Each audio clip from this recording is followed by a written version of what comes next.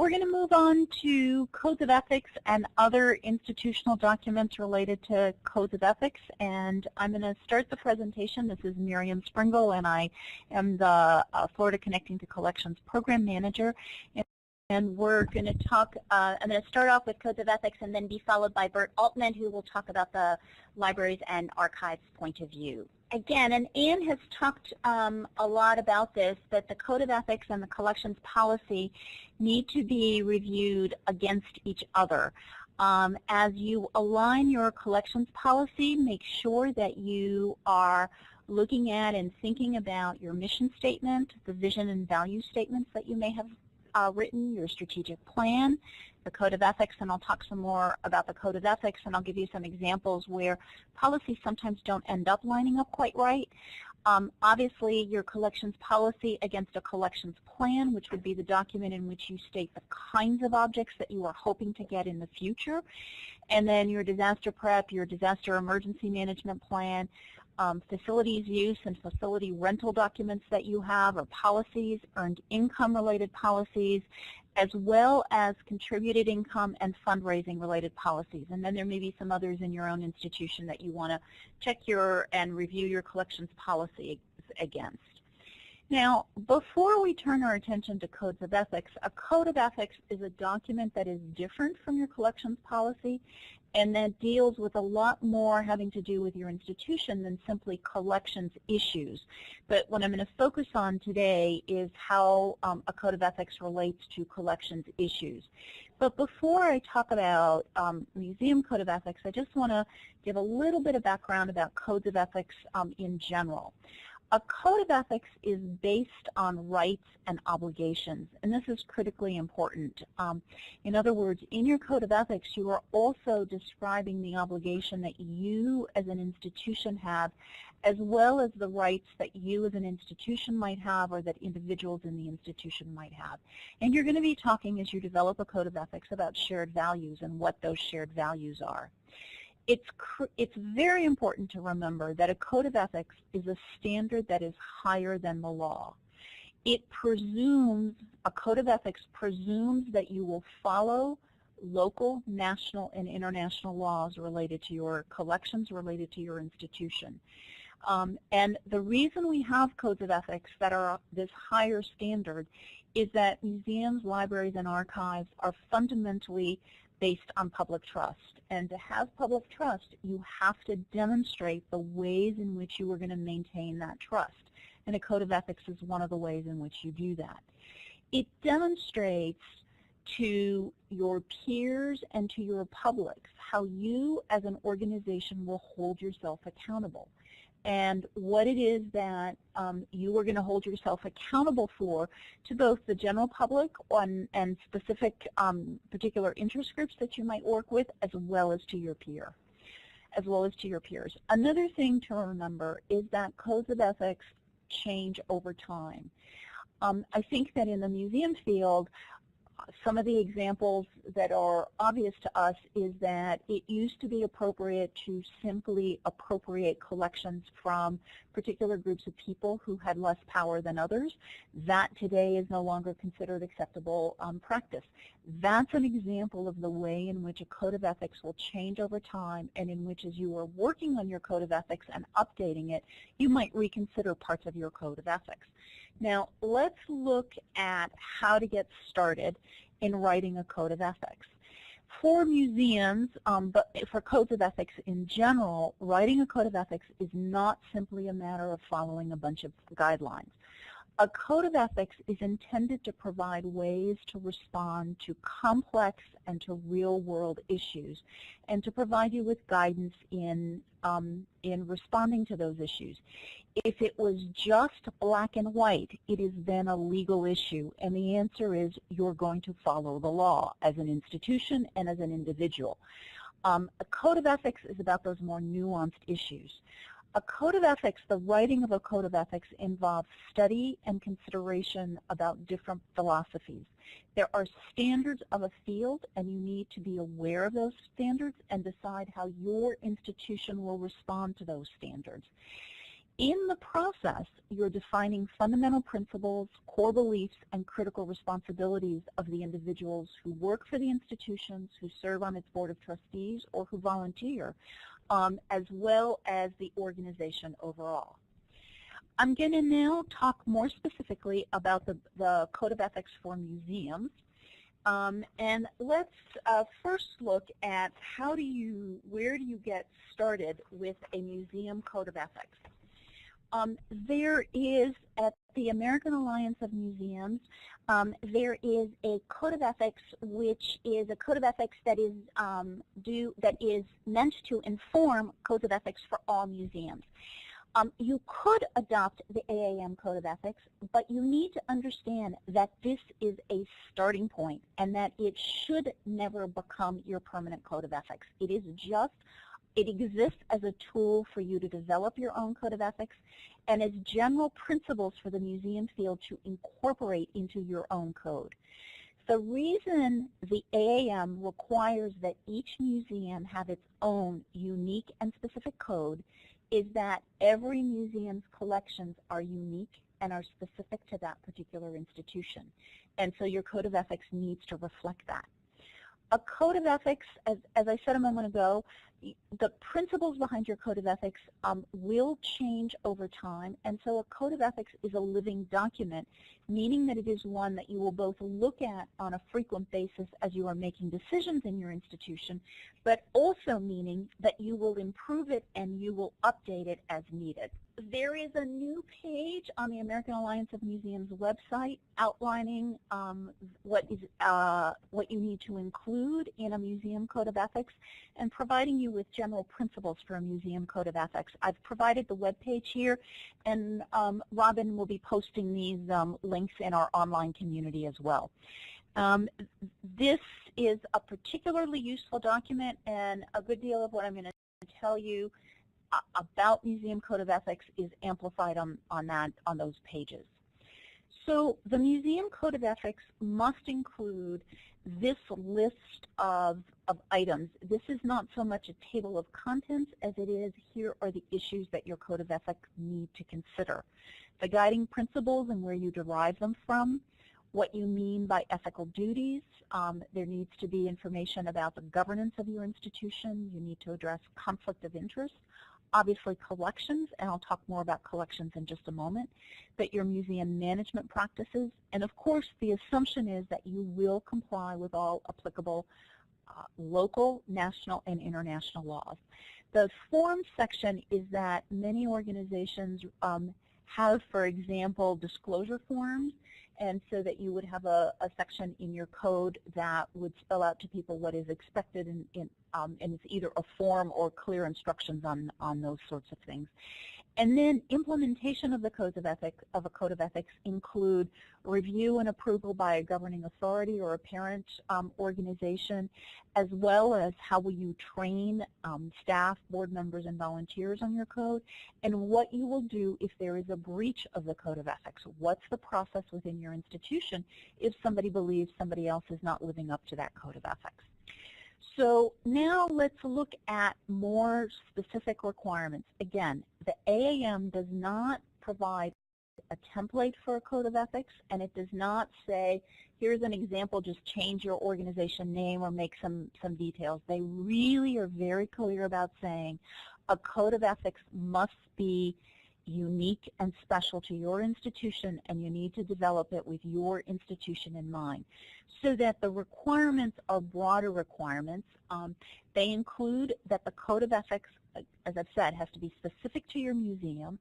It has to outline the institution's ethical responsibilities, those areas in which you believe you have ethical responsibilities.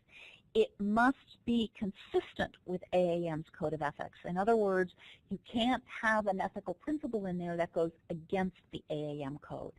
It has to apply to the governing authority, to staff, and to volunteers. There may be specific instances in which you decide that something applies to the to your board members, but not to your volunteers because it relates to a specific board responsibility. That's perfectly fine, but overall the Code of Ethics is intended for all three audiences. It needs to be a single document, and by this the AAM means that you don't simply say, well, we have a personnel policy and in there it says how people have to behave, and we have a board notebook and in there it says how board members need to behave. You need to gather all of this into one coherent whole document. For a museum, it is critically important that your code of ethics includes a statement on how you will use the proceeds from deaccessioning collections. In other words, should you sell collections through a process that you have developed in your collections management policy, that's something that you can certainly do as appropriate and according to your policy. But then once you have those dollars in hand, the AAM Code of Ethics is that those dollars will be used for new acquisitions and or direct care or preservation of collections. So that's a statement. And you see that it reads new acquisitions and or. You have and or direct care preservation. You have a choice there. Different institutions decide on different standards for different reasons. And then your code of ethics has to be approved by your governing authority. In other words, this is not something that the director sitting in their office can simply say, here's what I think our code of ethics will say, and leave it at that. The governing authority has to review it and approve it. In your code of ethics, you need to include or reference. In other words, there are some specific details that you could say, but you have to be really specific, and it is better to simply move language over so that you have everything in one place. But you've got to make reference to individual ethics. In other words, a code of ethics has to do with the institution and the ethical responsibilities of the museum, but you also have to address the ethical responsibilities of individuals. Again, governing authority, staff, and volunteers. And it's both ethics, personal conduct, and conflict of interest. And I'll talk a little later a little bit more about conflict of interest. You also need to reference collections-related ethics, and you might list language from your collections management policies or make reference to specific sections in your collections management policies. And then you also want to make sure that you have looked at and are cognizant and aware of discipline-specific or field-specific codes of ethics. Some examples of these are examples of field-wide codes of ethics. And here, I'd like to acknowledge Stephanie Antequino, who's with the Orange County Regional History Center and one of our Connecting to Collections mentors. She was involved in a recent revision and updating of the Curators Committee Code of Ethics for the American Alliance of Museums. But this list shows you that each of these professional networks has codes of ethics that talk about appropriate behavior, and so that AZA's, Association of Zoo and Aquarium, will have some different things in it than will the American Institute for Conservation of Historic and Artistic Works. The ICOM, International Council of Museums, is also a code of ethics that many museums find useful to review and look at, particularly those who work internationally. You also need to be aware of ethical considerations in fields that are relevant and related to your collections, such as the American Anthropological Association. And I won't read through for you that entire list, but in terms of fundraising, in terms of archaeology, there are other ethical considerations that you should be paying attention to.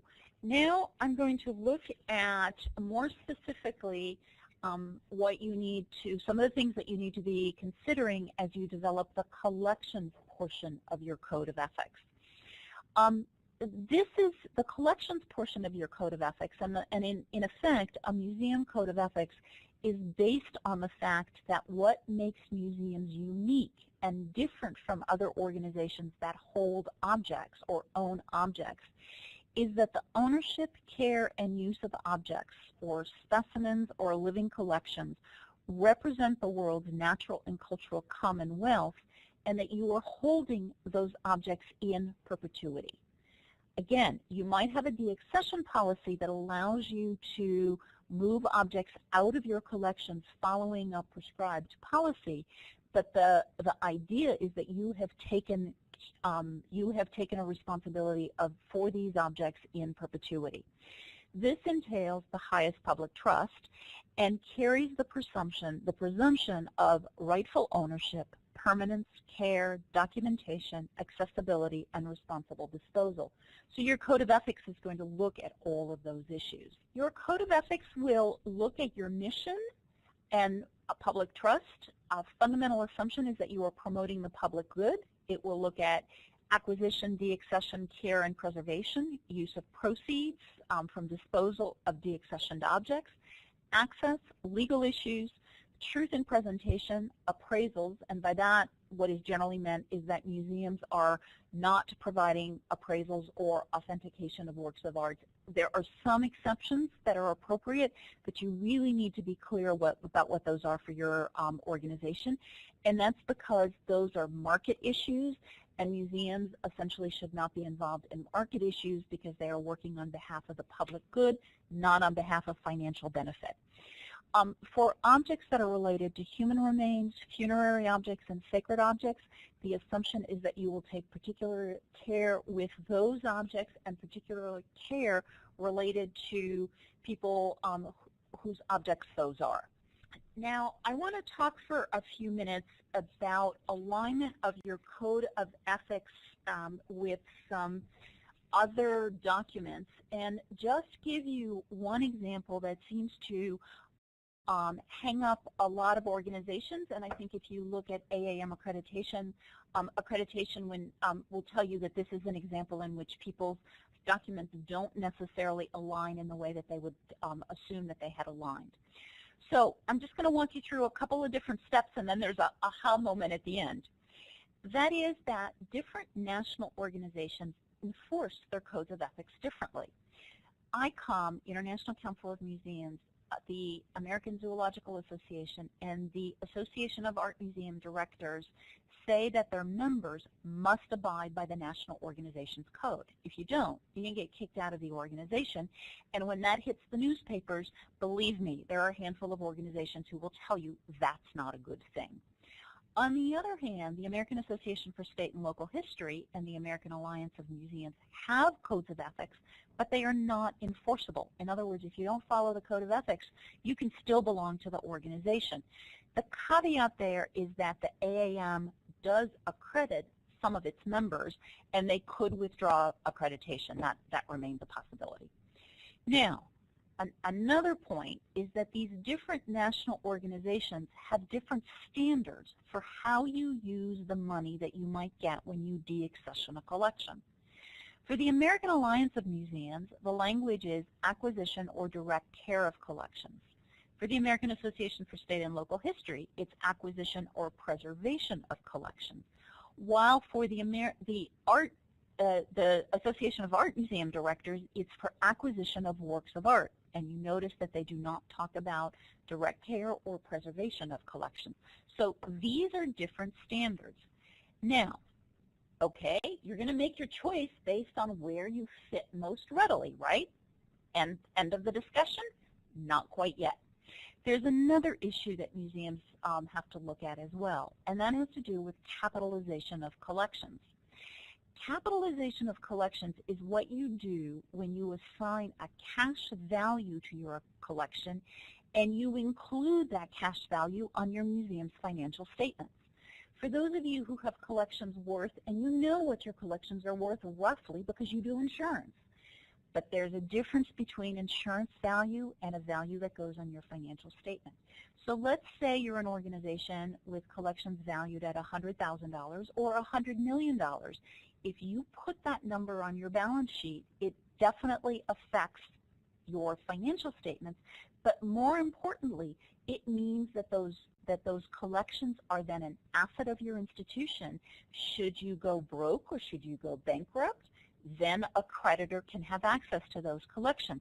How can you own collections in perpetuity if a creditor has access to your collections?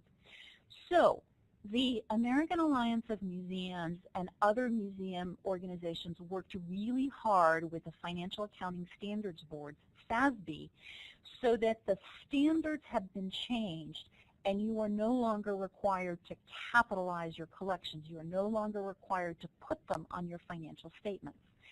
GASB, which is the same board but for governmental entities, has said that you are not, if you are a museum and your parent organization is a government entity, you are not required to put the value of your collections on a financial statement, but the parent organization can require you to declare a value for your collections.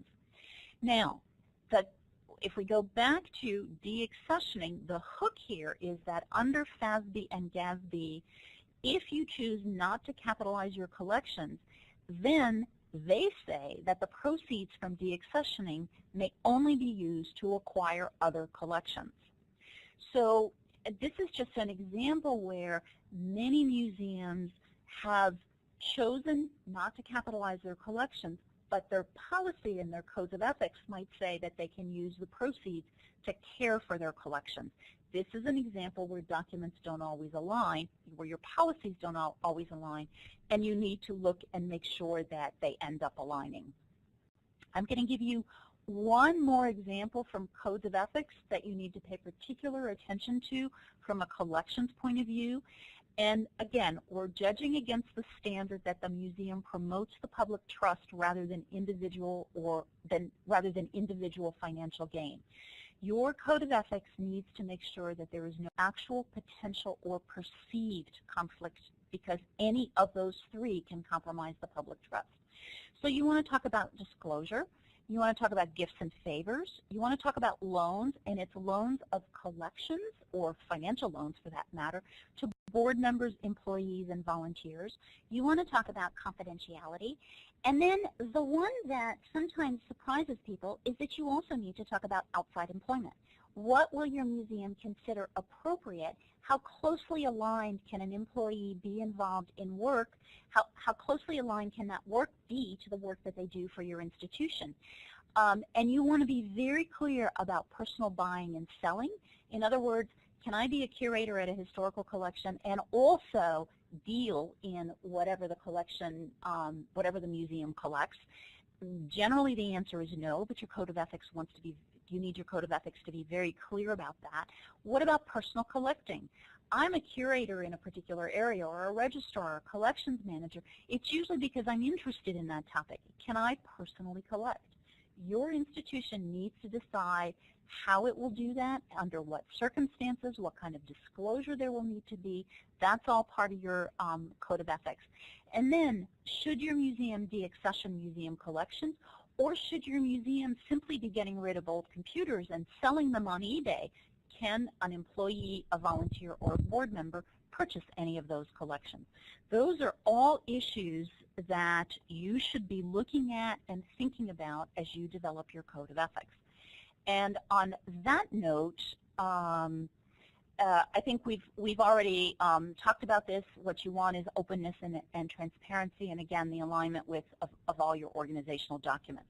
So on that note, I'm going to turn the microphone over to Bert Altman, who is the university librarian and archivist at Florida State University, and who's going to talk to us about the library and archive point of view. And we'll take questions when Bert is done.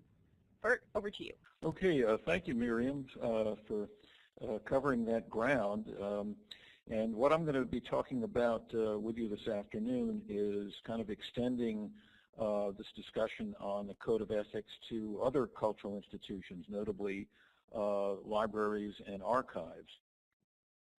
Now, basically, we're going to be talking about the important ethical components that you should include in your collection development policy if you're with a library or archives. And a couple of very general things to mention first, and that is that since these principles which govern their profession and how our institutions work, they should be made known to the public and the work of other professionals in the library field. The professional organization that has developed these principles, codes of ethics, and responsible for doing that is the American Library Association. And these principles are codified in their code of ethics. And mainly there are two that I'm going to be speaking about, and that's the ALA Code of Ethics and the Library Bill of Rights. And there'll be a couple of additional ones I'll mention too.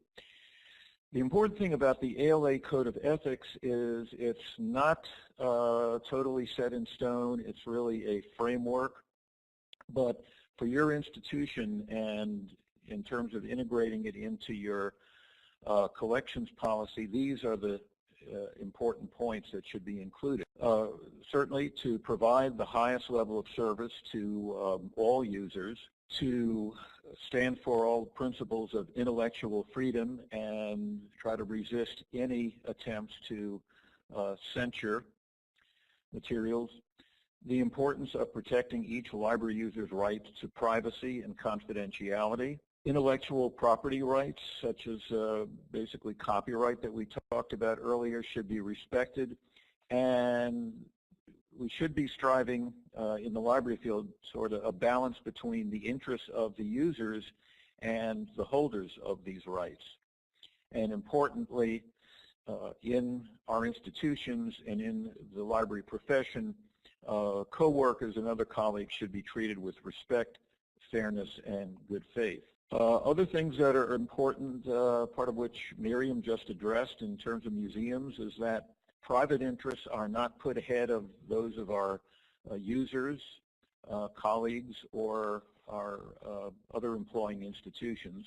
There's also a distinction that needs to be made between our own personal convictions, beliefs, political viewpoints, and our professional duties. And the other aspect of this is professional development, and that is that we continue to strive for excellence by maintaining or building up our knowledge and skills, keeping abreast of new developments in the library profession, and fostering these. The second document that the ALA has created, which governs ethical principles and standards in libraries, is the Library Bill of Rights. And these are the ones that largely govern the services that libraries provide as well as the materials. Most importantly, that books and other resources in libraries, no matter what the format, should be provided for the information, interest, enlightenment of all people, no matter what the community is that it serves. Also, materials should not be excluded because of their origin or who created them or their background. Materials and information should present all points of view on both current and historical issues, and if there are any disapproval, at least that's expressed by way of any doctrine or any political beliefs, materials should not be removed or at least limited, prescribed in terms of access. And importantly, and this is something that came up really many as 20 years ago, libraries should challenge censorship in any way to continue to provide information to users. And also that in terms of collaboration, libraries should cooperate with other groups and individuals that are also concerned just as well with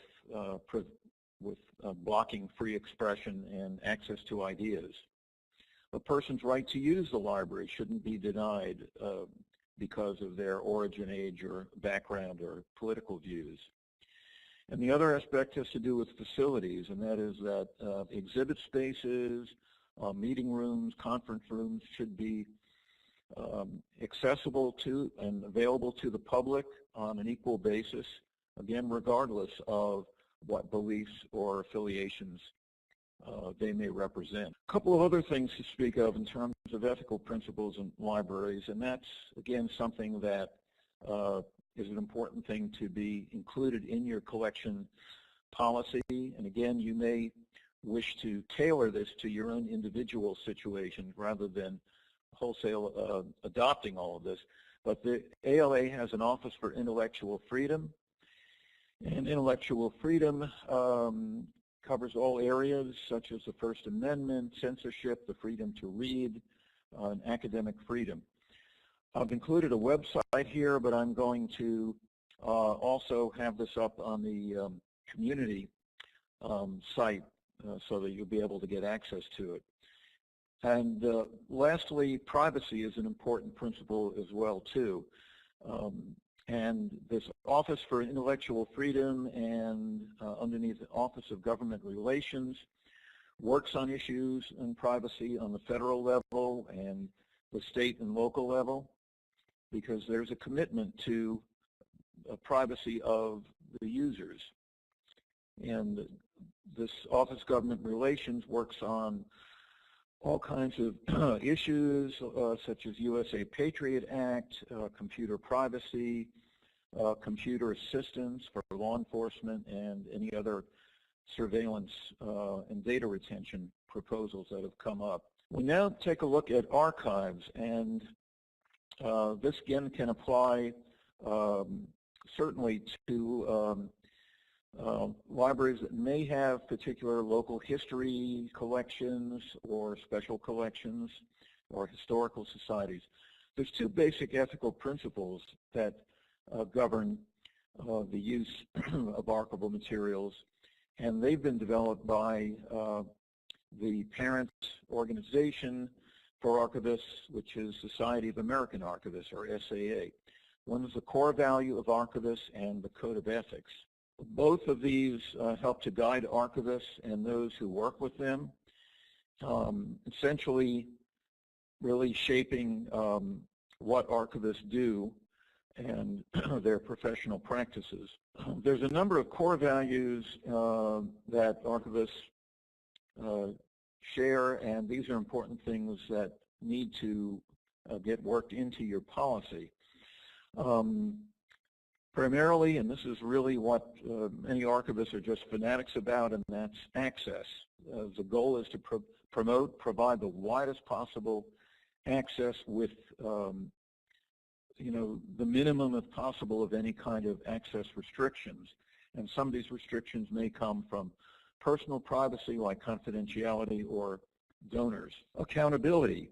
Many of the records we have are a way of keeping public officials and agencies accountable to public citizens. Advocacy is important too, because the goal is to promote the use and long-term preservation of records. Also, archives should be documenting and preserving a broad range of records of individuals. In fact, diversity is one of the newest values that has been developed at SAA through their strategic plan, but it's important that they attempt to collect and preserve the widest range of materials that reflect different socioeconomic groups, organizations, marginal populations. Another important value is history and memory, and that's the importance of primary sources. Preservation is essential too, because that's something that's going to benefit future generations. And just like with the library field and with the museum field, archivists need to continue collaborating with their colleagues and develop professional standards and strive for excellence. The last group to mention are important, and that is that archivists are responsible for the materials, the records that are entrusted to them. They have custody. They also select which materials they want to preserve and make accessible, usually based on a wide range of criteria. This also can get into digitization projects as well. There are particular criteria for selecting those items. And certainly service is important too. Archivists need to make those connections to their public, to the researchers, whoever are using the materials, so that they can benefit them. And lastly, they are also responsible to a variety of groups in society and really to the public good. So I'm sure you can see a number of similarities between the ethical values of all of these organizations, and between libraries and archives there are, and these are evolving, but at least there are important resources that you can turn to get more information about that, and I'll be including that in the on the community site. Thank you. Oh, I'm sorry. Sorry, one more area I thought I had, and this will be brief. There's a code of ethics. Part of that is, as I mentioned, besides the core values is the code of ethics, and this is what provides guidance to archivists and makes them aware of their ethical concerns. One of them is professional relationships, that is cooperating and collaborating with fellow archivists, exercising professional judgment in acquiring and processing their materials to ensure their preservation, being sure that they document and protect what are unique, irreplaceable records, and do the best that's possible to protect them from any tampering or corruption. Security and protection are also important, and as I mentioned, access and use is extremely important because this is a fundamental reason for keeping archives and collecting them, and that's goal is to promote open and equitable access to the records. Privacy, just as it was the case with libraries, is important too with archives, because you've got a responsibility to protect the interests of a number of groups, of the donors, of the individuals, groups, and institutions that may be recorded in the papers. And certainly trust is important too, because as they do their work, they want to be sure that they're ensuring proper custody for their documents. And at this point, I guess we can open it for questions, and anything I didn't cover will be included on the site. Thank you. This is Miriam. Thanks so much, Bert. And I'm going to say, as we have questions or comments on any of these codes of ethics amongst our three types of institutions, Stephanie in Orlando, please don't hesitate to jump in, because you are certainly also an expert in this area.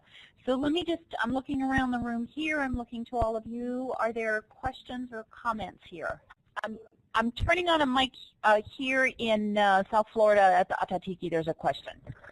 So the question here is, how does the Code of Ethics affect, or how do you include them, or how do you make decisions about who has more or less influence?